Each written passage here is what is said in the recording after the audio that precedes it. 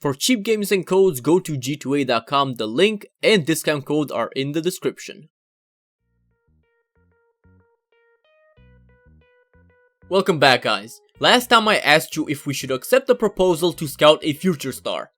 Not a single one of you guys said no, so by unanimous decision, we will go ahead with it. However, the thing that not a lot of you did agree on is if we should keep doing this in the seasons to come, scouting a potential future star every new season.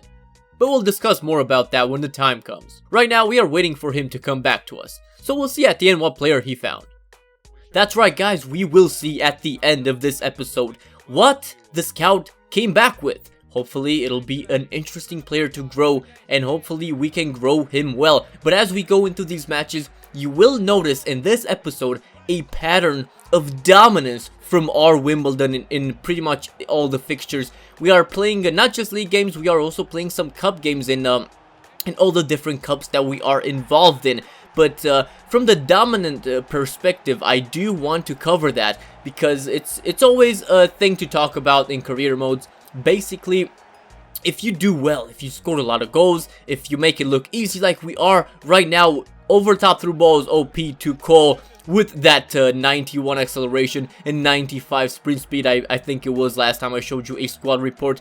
If you do that, you're gonna make it look easy, even if I'm only showing you the goals after an entire game that we struggle to create chances in. And here our winger actually puts in an amazing solo effort there to put it at the near post, and we win this first match 3-1. So yeah, as I was saying, some matches you make it look easier after it was a tough contested side match for the entire game, and then people will be like, oh, maybe you should turn the difficulty up. So the difficulty we are playing on is world class. I don't think if you're doing a career mode, even if not for a video, I don't think you should go below world class in my opinion, because professional is just too easy. Now let's talk about legendary though, because that's where some people lead to. Like if you watch 89 Skills, he sometimes on the suggestion of his viewers sometimes switches to legendary because world class just becomes too easy after you learn basically the patterns of the behavior of the computer. So when you go on legendary though,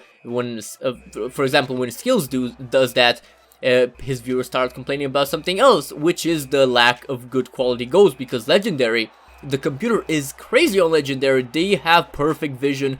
Everything they do, defending and attacking, is just completely robotic. Like even if world class already feels robotic, as I was saying, behavioral patterns and whatnot, but legendary is just another a whole other ball game. So yeah, basically in a previous episode somebody asked if what difficulty we were on, and they didn't assume that we were on anything less than world class, but because they asked it in the first place, I'm gonna assume myself that they asked because it looked too easy. And trust me, sometimes it is a little easy. For example, this happens to me every single time I do a career mode, and I've done them in the past FIFAs, and it's the most annoying thing ever, because you struggle a game, you record, and you want to do well for your viewers, you want to show them a good game with your team and everything, and it's a very tough game, but then, like, let's say in the 75th minute, you score a goal, the opponents, the AI goes on,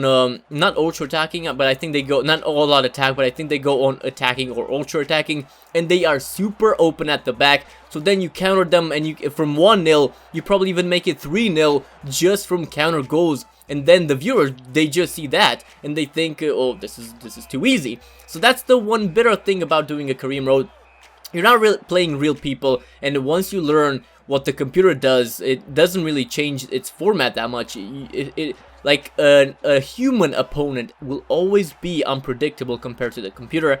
And as I was saying though, you want to do well, but then it's a bittersweet pill, because you're doing well, but then you know, oh, this is the third goal already with no reply, and I know people are gonna think it was too easy. So that's just one thing. But another thing, we are being so dominant because when I first started this career mode, I'm not gonna BS you guys. They felt so bad. I thought, oh, I don't think I know what I got myself into, because this team is bad. Like, they made horrendous touches. They couldn't keep the ball to their feet. We have basically no pace in the team except for the right mid, the French Lucet, who is a tremendous player. again the bronze Willian for me. But as I was saying, yeah, the team was very bad. And but then we made 5 changes. Granted, 2 of them are low knees, and we have to cover all that in a future episode. But we have changed the team around. It feels so good now, and especially with Cole on the counter, we are unstoppable. And that's just how it goes. But now we are in League 2, remember that. So every match until now, as Akinade gets a hilarious chip there. That wasn't even the elevation that beat the goalkeeper. That was just bad positioning. However, every team in this episode so far have been League 2 teams, which is why it was, we are above League 2 right now. Our quality is above that, is beyond that. That's why we just demolished them. But, however, that was the last match that ends like that, because now we are playing in the J Payne Trophy, and Port Vale, this is a special one because Port Vale is not a League 2 team. It is a Football League 1 team.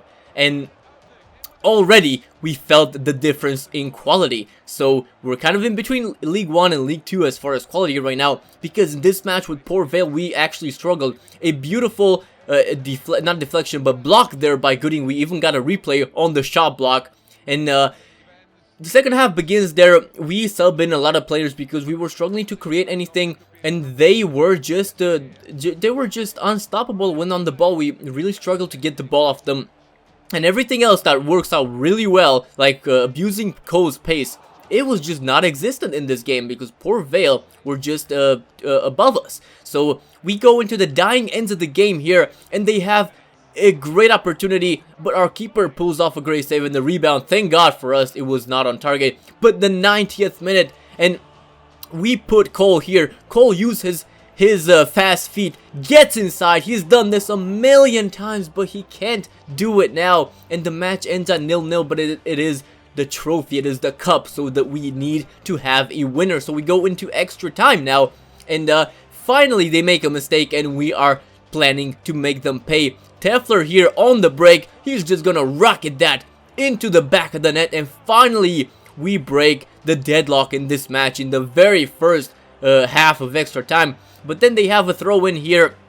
I just missed the tackle there, and I think the shot got deflected from one of the defenders, one of the center backs, and that's how they got it into the back of the net. So now we are risking a penalty shootout, and check that one out, Cole. How many times has he scored that goal in this episode, but he can't do it there. So we go into the penalty shootout. Now usually I'm very comfortable taking penalties because I have a very efficient penalty taking technique that I might even do a video on, but it's different when it's a penalty shootout because usually your players are low on stamina, so the thing at the bottom where you select the power, that goes really quick and you struggle. But our players were actually pretty rested. I don't know, like their stamina was low, but the thing wasn't that bad.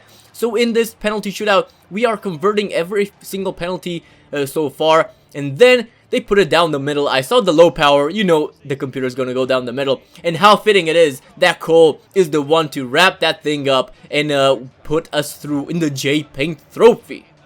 The scout has come back with the player he believes could be the next big thing. It's someone by the name of Fernão Arnos from Portugal. He's 16 right now, 5 foot 10 inches tall, 145 pounds, a right-footed midfielder with the speciality of a playmaker. Technically, he's already eligible for us to promote to the first team, but this is where I need your guys' help. Should we keep waiting for him to develop further before we promote him? And if so, for how long? Or should we just go ahead and sign him right now? Maybe use him as a squad rotation player to give him some playing time. Let me know what you think is the best way to develop this youth player, so we can hopefully grow him as the best he can be. That's it for now. I'll see you guys back here next time.